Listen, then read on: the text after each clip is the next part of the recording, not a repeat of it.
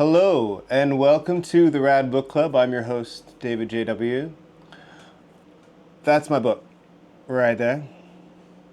It's called Apocalypse Chow, and in this video I'm going to talk a little bit about it and the pitfalls of self-publishing, or some of them at least.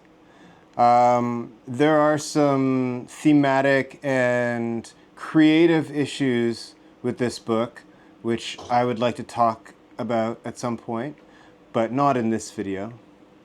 And there are issues around how to promote and market your book if you do choose to self-publish. Things like review websites and competitions, award competitions, which I can speak to in another video as well. But in this video, I would want to go over some of the basic things to think about if you're thinking about self-publishing, and some of the major pitfalls that you may want to consider before you take the plunge and start your self-publishing journey. So first off, I want to say that I believe that probably the most important thing when it comes to self-publishing is thinking about why you want to self-publish and what your project is about. Like, what is it and what the point of it is. I say this because if you don't have that already in mind, if you don't already have a strong idea, I'm not sure exactly why you're watching this video, but it's the first thing to think about. What's the point of what you want to put in print? So in my case, this book was the culmination of several years in the hospitality industry and working in a restaurant that sort of reminded me of some of the aspects of Apocalypse Now. I know that sounds funny, but there were elements that were quite outrageous in this place that I worked. And it was around the time when the movie Apocalypse Now Redux was coming out, and I had the idea to rework Joseph Conrad's Heart of Darkness and the Apocalypse Now film, and rework it into the restaurant trade. So my book is essentially a mashup. So even before I started writing, I knew that I had a project. This was something that I thought of for years before I even started to sit down and write it. I knew that there was a genre, and there were other books that were published. Pride and Prejudice and Zombies was, I think, the one that was the most successful.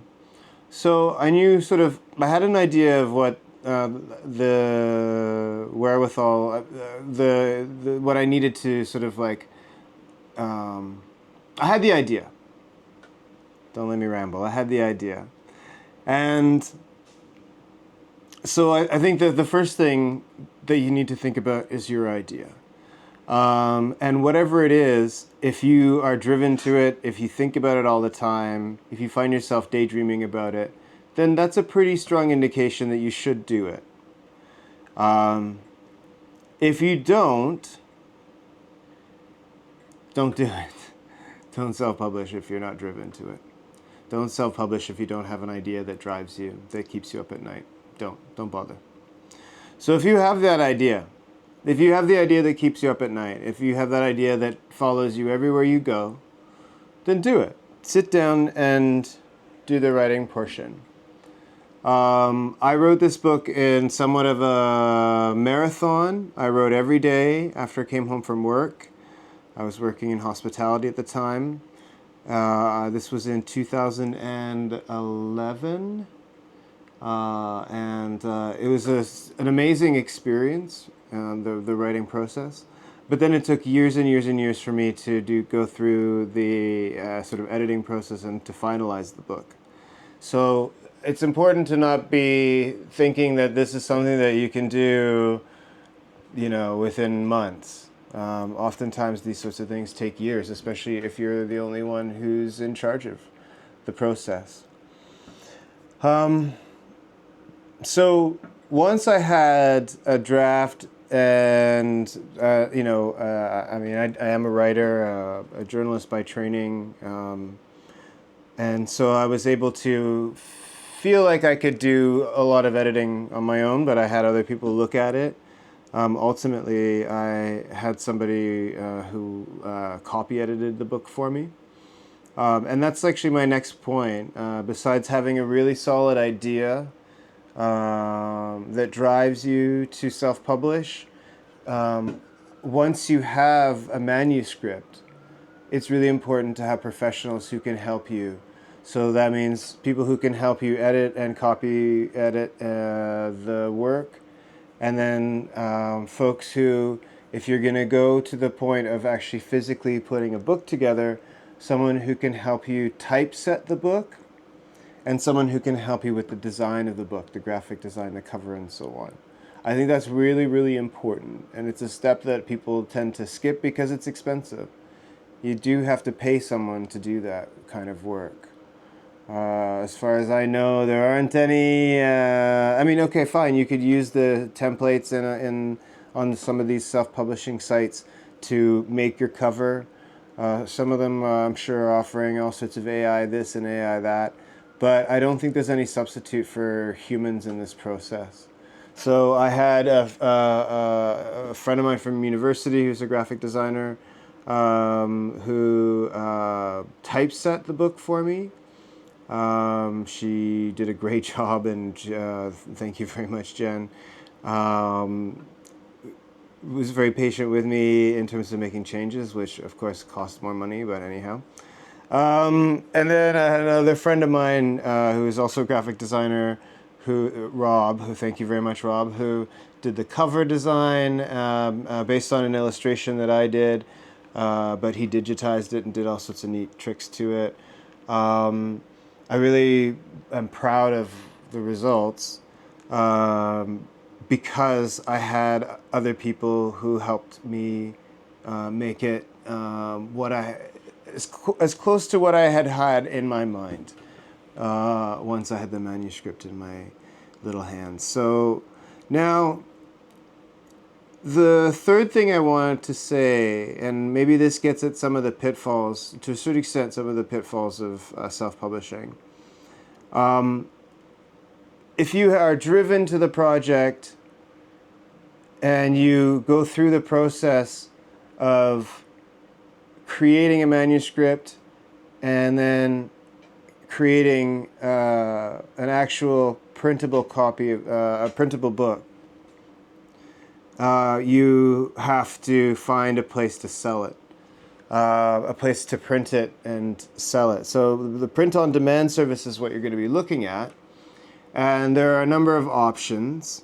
I had this set up to print on demand with Amazon, the Kindle publishing. It's super ubiquitous. Everybody does it these days. When I first self-published, which is going all the way back to 2009, this is one of the rare copies I have of one of the volumes of my travel writings. Look at that. Look at that guy. Who the hell's that? This is me in Australia, not long before I left. I was in Canberra at the time. So when I published this, it was on lulu.com, which still exists. In fact, actually, I think they've got, I don't know if it's this one or one of my other books. It's still there. You could go there and see it right now and buy it if you wanted. Yeah, so this was published in 2009. And I didn't have a graphic designer. I didn't have a typesetter. It was really, really simple, really simplistic. And I guess you could say cheap and cheerful. This is obviously a lot more professional.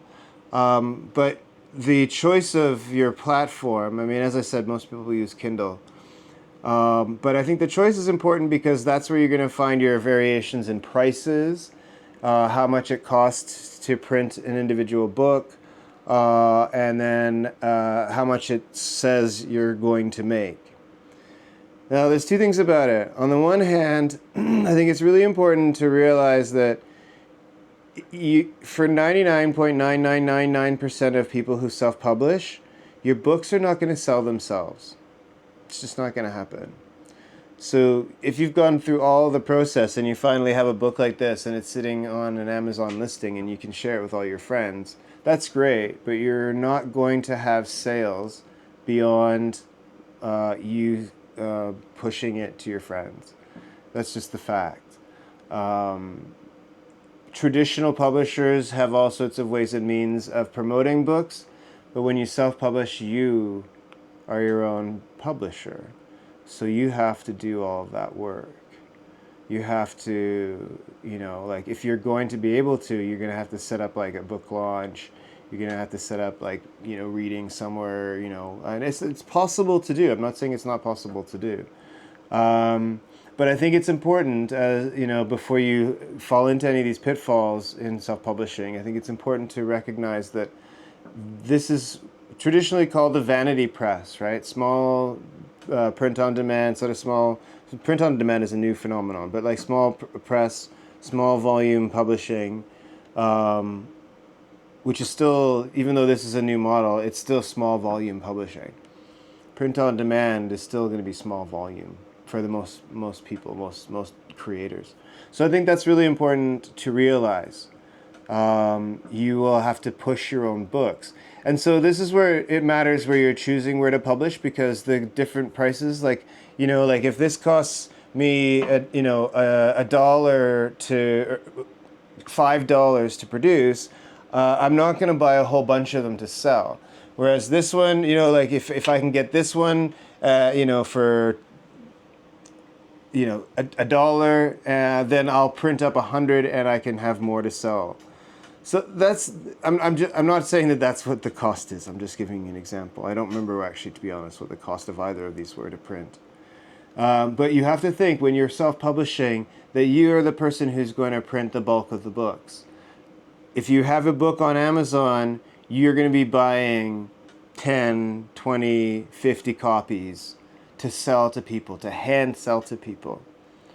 I remember when I was in university in Toronto, I was at Ryerson, so-called Ryerson, and there was a guy in my neighborhood in the annex who used to sell his self-published books out of his VW van, and he would just park along the sidewalk on a Thursday, Friday, Saturday night, and he would just sit there selling his book. I'm not sure where he had it published, but that phenomenon, even though now we have print on demand, that phenomenon is still relevant. Because just like that guy, if you self-publish a book, you're going to have to hustle it. No one else is going to do that for you, right? No one else is going to hustle your merchandise, so to speak. So you have to think about that. You have to sell your book. You have to have a really good idea. You have to have a decent execution. And then you have to figure out where you're going to publish it. And once you publish it, you're going to be the person who's going to sell it. The last thing I want to say, to me, is not necessarily the biggest pitfall, because I'm not money orientated. I'm not motivated by money. Is that you won't make any money. You may recover some of your costs by hustling your book, and again, you're going to need to make sure your margins are there. Depending on how much it costs to print the book and ship it to you, and how much your margins are, how much you want to sell it for, and how much people are willing to buy it for. Because you have to think about that too, how much your reader's willing to pay for your book. And if it's not, quality, it doesn't feel like it's quality, you're going to struggle with that aspect. But ultimately, you're not going to have your money returned to your pocket. It's just a fact. And in fact, aside from the money that I collected from my direct book sales, like when I mean hand-to-hand cash, in hand, person-to-person sales, which accounted for 90 and something % of my sales. I think I sold about 100 copies of my book by hand. Was that and then I'm not sure, like, it's not easy to, I didn't find it easy to track how many of my books were selling, how many, if any, books were selling online, on certainly not on the Amazon Kindle site, or on Lulu at the time. And as I said, it's still possible to go on to lulu.com and find one of my books. But I never saw any sales. I never saw any money from the sales of my books online. And I knew people had told me that they had ordered them and received them. So I knew that my books had sold. And I didn't see any of that money. So yeah, I mean, like, overall, you have to reckon that you're going to lose money. You're not going to make back the money you invest in self-publishing. I mean, I don't know that people are going to necessarily want to hear that, but it's just the truth. It's definitely my truth, but I know it's not just mine. I've looked into these things. It's certainly when I was pushing this book and trying to figure it out. I learned a lot, and I learned that I was not the only one who was struggling. Even at the aspect of, having something that most people would look at as being really professional. But there are some really significant mistakes that I made in the execution of the book. Again, that's something that I'd like to talk about in another video. I did, with the promotional side of things and the marketing side of things, I did submit the book to some paid award competitions, and I also submitted the book to some paid review websites. And I think I'd like to make a separate video about that. If people are really serious about publishing, self-publishing, and people are thinking about using those websites, I also have some suggestions about what to do and what to avoid when it comes to promoting your book. So if you are interested in that, please subscribe. And if you would like to hear more about the actual book itself, Apocalypse Chow, I will make a video about the issues that I feel, the places in that book where I feel like I failed creatively, and maybe some of the ways that the things that I did with this book that hobbled the chances for it to have had a larger audience, shall we say. Anyhow, thank you very much for watching this video. If you've made it all the way through, I'm super grateful. Please subscribe, and we'll see you in another video. Ciao for now.